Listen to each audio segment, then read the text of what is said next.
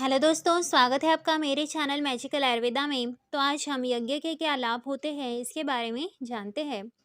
तो यज्ञों की भौतिक और आध्यात्मिक महत्ता असाधारण है।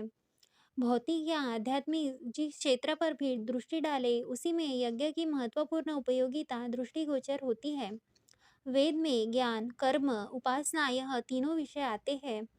कर्म का अभिप्राय कर्मकांड से है। कर्मकांड इसे ही यज्ञ को भी कहते हैं।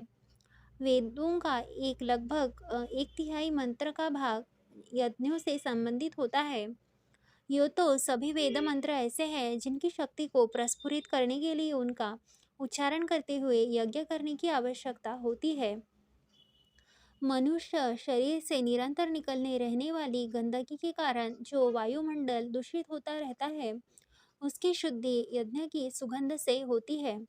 हम मनुष्य शरीर धारण करके जितना दुर्गंध पैदा करते हैं, उतनी ही सुगंध भी यह हवन पैदा करता है और सार्वजनिक वायु तत्व को दूषित करने के अपराध से भी हमें छुटकारा प्राप्त करवाता है। यज्ञ धूम्र आकाश में जाकर बादलों में मिलता है, उससे वर्षा का भी अभाव दूर होता है। साथ ही साथ यज्ञ धूम्र की शक्ति के कारण बादलों में प्राण शक्ति उसी प्रकार भर जाती है जिस प्रकार इंजेक्शन की पिचकारी से थोड़ी सी दवा भी शरीर में प्रवेश कर जाने पर उसका प्रभाव सारे शरीर पर पड़ता है। यज्ञ के द्वारा शक्तिशाली तत्व वायुमंडल में फैलाए जाते हैं। उनसे हवा में घूमते हुए असंख्य रोग कीटाणु सहज ही नष्ट होते हैं। डीडीटी, फिनाइल आदि छिड़कने से बीमारियों से बचाव करने की दवाएं या फिर सुइयां लेने से भी कई अधिक कारगर उपाय यज्ञ करना है। साधारण रोगों और महामारियों से बचने का यज्ञ एक सामूहिक उपाय है। मनुष्य क्यों ही नहीं बल्कि पशु पक्षी कीटाणुओं एवं वृक्ष वनस्पतियों के आरोग्य की भी यह यज्ञ रक्षा करता है। यज्ञ द्वारा पृथक पृथक रोगों की भी चिकित्सा हो सकती है। यज्ञ तत्व का ठीक प्रकार उपयोग करके अन्य चिकित्सा पद्धतियों के मुकाबले में अधिक मात्रा में और अधिक शीघ्रतापूर्वक लाभ प्राप्त किया जा सकता है। यज्ञ द्वारा विश्वव्यापी पंचतत्वों की तन्मात्राओं की तथा दिव्य शक्तियों की परिपुष्टि होती है। इसके क्षीण हो जाने पर दुखदायी असुरता संसार में बढ़ जाती है और मनुष्य को नाना प्रकार के त्रास भी सहन करने पड़ते हैं। देवताओं का सूक्ष्म जगत के उपयोगी देवतत्वों का भोजन ही यज्ञ है। जब उन्हें अपना आहार समुचित मात्रा में मिलता रहता है, तो वे परिपुष्ट रहते हैं और असुरता को, दुख दरिद्र को दबाए रहते हैं। यज्ञ में जिन मंत्रों का उच्चारण किया जाता है, उनकी शक्ति असंख्य गुणों अधिक होकर संसार में फैल जाती है और उसी शक्ति का लाभ सारे विश्व को प्राप्त होता है। गायत्री मंत्र की सद्बुद्धि शक्ति को यज्ञों के द्वारा जब आकाश में फैलाया जाता है, तो उसका प्रभाव समस्त प्राणियों पर भी पड़ता है और वे सद्बुद्धि, सद्भावना और सत्प्रवृत्तियों से अनुप्राणित हो जाते हैं। यज्ञ की ऊष्मा मनुष्य के अंतःकरण पर भी देवत्व की छाप डालती है। जहाँ यज्ञ होते हैं, वह भूमि प्रदेश सुसंस्कारों की छाप अपने अंदर धारण कर लेता है और वहाँ जाने वालों पर भी दीर्घकाल तक उसका प्रभाव यह डालता है। प्राचीन काल में तीर्थ वही बने हैं जहाँ बड़े बड़े यज्ञ हुए थे। कुबुद्धि, कुविचार, दुर्गुण एवं दुष्कर्मों से व्यक्तियों की मनोभूमि में यज्ञ में भारी सुधार होता है। इसीलिए यज्ञ को पापनाशक भी कहा गया है।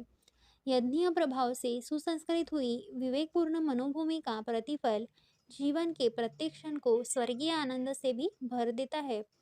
इसीलिए यज्ञ को स्वर्ग देने वाला भी कहा जाता है। यज्ञों की शोध की जाए तो प्राचीन काल की भांति यज्ञ शक्ति से संपन्न आग्नेयास्त्र, वरुणास्त्र, सम्मोहनास्त्र आदि अस्त्र, शस्त्र, पुष्पक विमान जैसे यंत्र बन सकते हैं। अनेकों ऋषि सिद्धियों को उपलब्ध किया जा सकता है। प्रखर बुद्धि, सुसंगति, निरोगता एवं संपन्नता प्राप्त भी की जा सकती है। प्राचीन काल के भांति यज्ञ का पुनः लाभ प्राप्त हो सकता है। इसकी शोध के लिए यह आवश्यक है कि जनसाधारण का ध्यान इस पर आकर्षित हो जाए और साधारण यज्ञ आयोजनों का भी प्रचार बढ़े। यज्ञीय धर्म प्रक्रियाओं में भाग लेने से आत्मा पर चढ़े हुए मल विक्षेप भी शुद्ध होते हैं। फलस्वरूप तेजी से उसमें ईश्वरीय प्रकाश भी आने लगता है। यज्ञ से आत्मा में ब्राह्मण तत्व, ऋषि तत्व की वृद्धि दिन ब दिन होती है और आत्मा को परमात्मा से मिलाने का परम लक्ष्य भी बहुत सरल हो जाता है। यज्ञ त्यागमय जीवन के आदर्श का प्रतीक है। इदन्न मम यानी यह मेरा नहीं, संपूर्ण समाज का है। इन भावनाओं के विकास से ही हमारा सनातन आध्यात्मिक समाजवाद भी जीवित रह सकता है। यज्ञ हमारा सर्वोत्तम शिक्षक है। इससे हमें बहुत सी सीख मिलती है। जैसे कि अग्नि का स्वभाव है कि सदा उष्णता और प्रकाश धारण किए यह रहती है। हमें भी उत्साह, श्रमशीलता, स्फूर्ति, आशा एवं विवेकशीलता की गर्मी और रोशनी अपने अंदर समाने का यह यह हमें सीख देता है। अग्नि में जो भी वस्तुएं पड़ती है उसे वह अपने समान बना लेती है। हम भी अपने निकटवर्ती लोगों को अपने समान और सद्गुणी बनाना चाहिए, यह भी हमें इससे सीख मिलती है। अग्नि की ज्योति सदा ही ऊपर को ही उठती है, वह उलटने पर भी मुंह के नीचे को नहीं करती है। हमें भी विषम परिस्थितियों में आने पर हमें अधोगामी नहीं होना है और अपने आदर्श को हमेशा ही ऊंचा रखना है, यह भी हमें इससे सीख मिलती है। अग्नि कोई वस्तु अपने पास नहीं रखती, वरना जो वस्तु मिली उसे सूक्ष्म बनाकर आकाश में फैला देती है। हमें भी उपलब्ध वस्तुओं को अपने लिए नहीं रखना है और उन्हें समाज के हित में आपको वितरित करना है, यह भी हमें इससे सीखने मिलता है।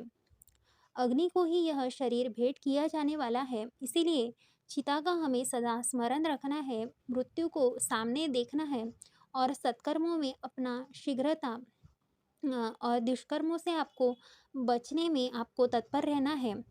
इन भावनाओं के प्रतिनिधि के रूप में यज्ञाग्नि की भी पूजा की जाती है।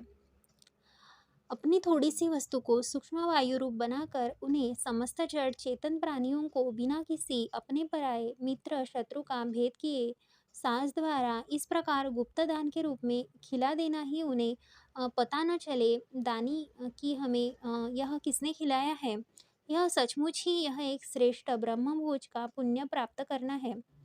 कम खर्च में बहुत अधिक पुण्य प्राप्त करने का यज्ञ एक सर्वोत्तम उपाय है। यज्ञ सामूहिकता का भी प्रतीक है।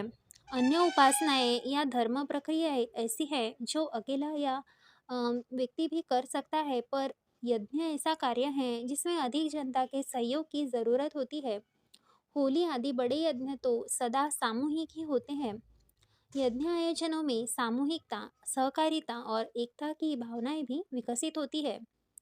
आपत्ति काल में, अनिष्ट निवारण में, कुसमय में रक्षात्मक शांति और शक्ति के रूप में यज्ञों का बड़ा महत्व है।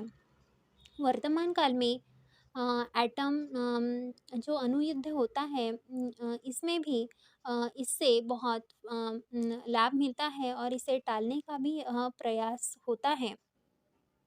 हिंदू जाति का प्रत्येक शुभ कार्य, प्रत्येक पर्व, त्योहार, संस्कार यज्ञ के साथ संपन्न होता है। यज्ञ भारतीय संस्कृति का पिता है। यज्ञ भारत की सर्वमान्य एवं प्राचीनतम वैदिक उपासना है। यो तो यज्ञ सभी अच्छे हैं, पर पृथक पृथक यज्ञों के उद्देश्य और परिणाम भी भिन्न हैं। जैसे वर्षा का अभाव दूर करने के लिए विष्णु यज्ञ, विलासता त्यागने और भक्ति भावना बढ़ाने के लिए रुद्र यज्ञ, बीमारियों को रोकने के लिए मृत्युंजय यज्ञ और लड़ाई के समय जनता में जोश भरने के लिए चंडी यज्ञ कराए जाते हैं। अगर जानकारी अच्छी लगी हो तो हमारे चैनल को ज़रूर सब्सक्राइब करें। मिलते हैं नेक्स्ट वीडियो में, तब तक के लिए धन्यवाद।